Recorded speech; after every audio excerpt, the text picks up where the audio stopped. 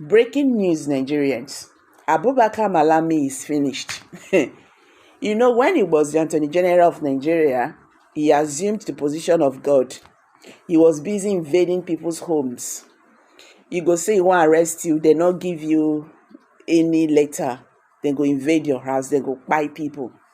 Malami turned to a terrorist. He was terrorizing Nigerians. Even the ones when then they go their house, the ones when news not carry, then go buy you. Just like that. Based on say, they don't want making voice out within your mouth. Mazi Kanu matter be like this because the former Kenya president refused them to buy Mazi Kanu in Kenya. He even said it.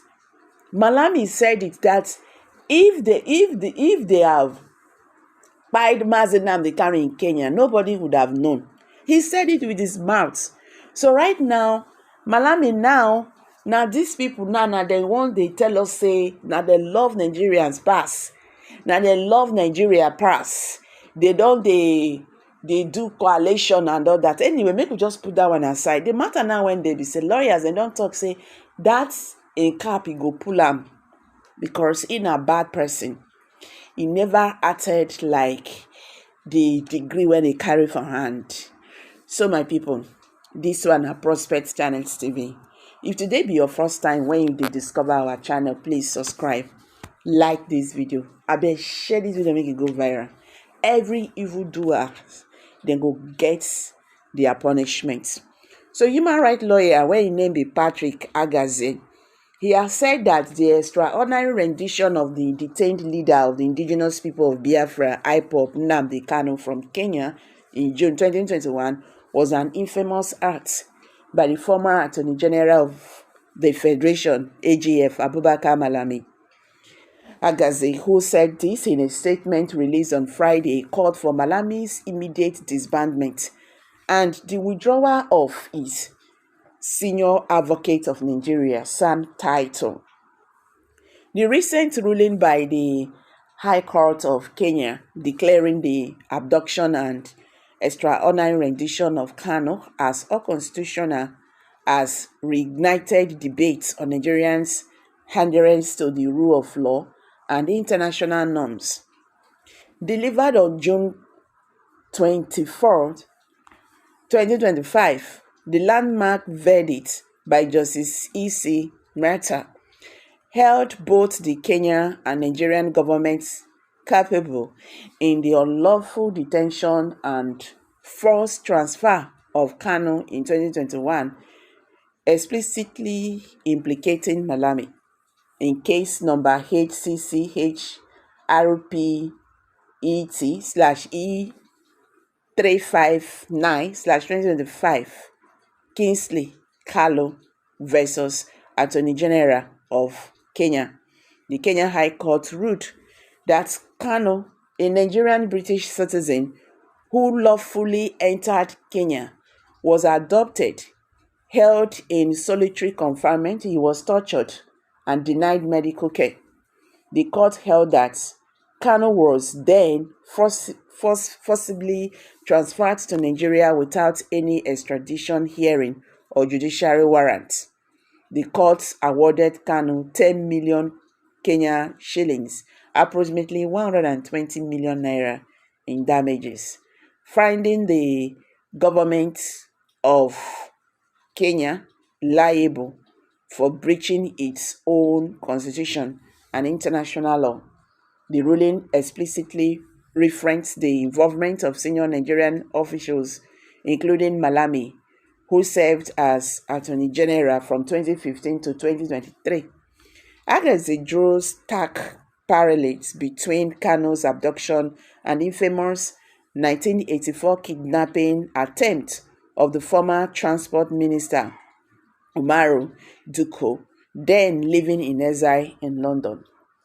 Dikko was reportedly drugged and steeped into a crate intended to be shipped back to Nigeria in a diplomatic cargo, but the plan was foiled by British customs agents.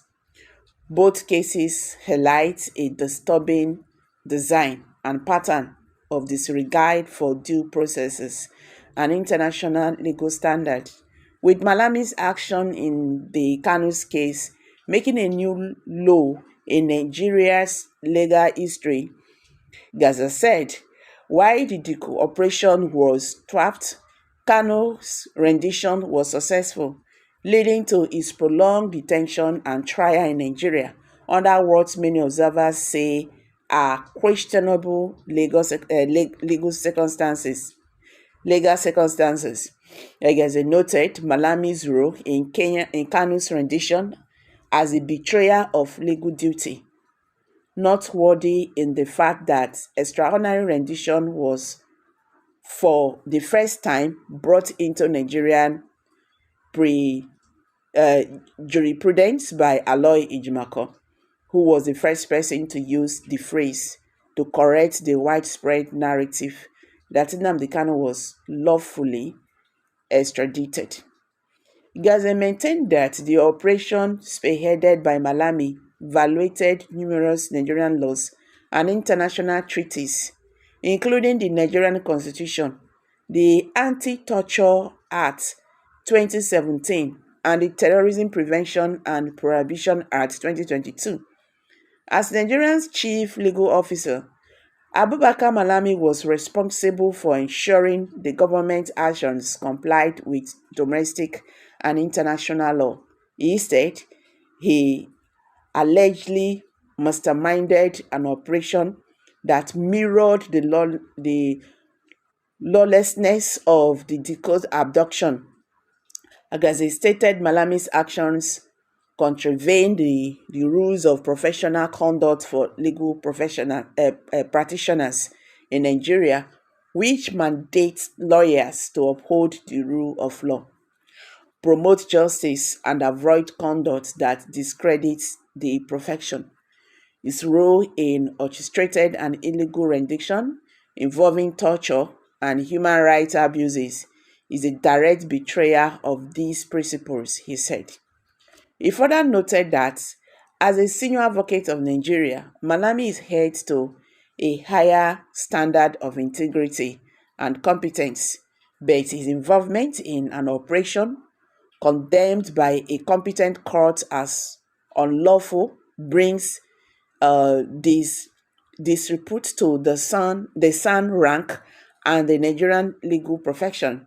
According to him, Malami's actions made Kanu's extraordinary rendition more egregious, considering that he had a professional and constitutional duty to uphold the law, not to orchestrate its violation. The reoccurrence of such tactics 4 decades after the Diko incident suggests a persistent culture of impunity within Nigeria's governance, with Malami's conduct making a continuation of this troubling legacy, he said. Pointing out the grounds for the banment and stripping of Malami's San title, as he referred to the Legal Practitioners Act and the rules of professional conduct, which, according to him, provide clear grounds for disciplining a lawyer for professional misconduct. Malami's actions in the Kanu's rendition meet several criteria for disbandment and the withdrawal of his San rank, he said. He further stated violation of the rule of law by spearheading an operation that bypassed extradition laws and judiciary oversight. Malami undermined the rule of law, a core tenet of the legal profession. The Kenya court rulings confirm the illegality of the rendition, rendering Malami's actions incompatible with his role as a lawyer. Complicit in human rights abuses. The court found that Kanu was tortured and detained, incommunicado, violations of Nigeria's Anti-Torture Act and international human rights law. Malami's involvement in these acts constitutes a breach of his ethical duty to protect fundamental rights.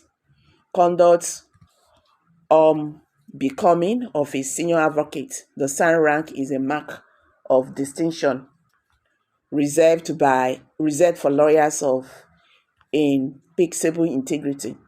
Malami's orchestration of an operation linked to international terrorism by IPOB and condemned by a foreign court tarnishes his honor and brings disrepute to the profession.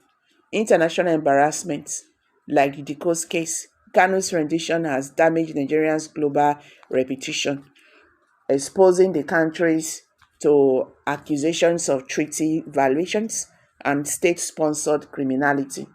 Malami's actions have undermined public trust in Nigeria's legal system and his commitment to international norms. Others stress that the Legal Practitioners Disciplinary Committee, LPDC, has the authority to disband lawyers for such misconduct, while the Legal Practitioners Privileges Committee, LPPC, can revoke the SAN rank for conduct that undermines professional integrity. Both bodies must investigate Malami's role in Kanu's rendition, he said. He further called for accountability, learning from history, saying the Omaru case serves as a cautionary tale of the consequences of state-sponsored lawlessness. He noted that while the perpetrators of the operation face limited accountability due to the military context, Nigeria's current democratic framework demands higher standard. He said Malami's disbandment and the stripping of his SAN rank would signal that no one, regardless of position, is above the law. It will also address the international outcry over Kanu's rendition and demonstrate Nigerians' commitment to rectifying past wrongs. He said the Kenya court judgment has raised questions about the legitimacy of Kanu's ongoing trial in Nigeria as a prosecution founded on an illegal rendition may violate Section 3 of the Terrorism Prevention and Prohibition Act 2022, which prohibits unlawful detentions. The Kenya High Court's condemnation of Mazi Nnamdi Kanu's extraordinary rendition, coupled with the historical precedent of the Maru abduction, exposes a disturbing pattern of Nigerian government-sanctioned lawlessness, he said. He maintained the former Attorney General Abubakar Malami's alleged orchestration of Kanu's illegal abduction, torture, and transfer violates the ethical and legal obligations of a lawyer, tarnishes the SAN rank, and undermines Nigerians' commitment to the rule of law. The Nigerian Bar Association and relevant disciplinary bodies must act swiftly to investigate Malami's conduct, debar him from legal practice, and strip him of his SAN title. Only through such measures can Nigerians break the cycle of impunity, restore public trust in the legal profession, and reaffirm its adherence to international legal standards. The truth is that this move by President Muhammad Buhari and Malami, they have tarnished Nigerian image out there. So guys, Malami should be stripped off from this rank, the SAN rank. So that is what this lawyer is saying. Now here I go drop him. So how you see him? Drop your comment below the comment section.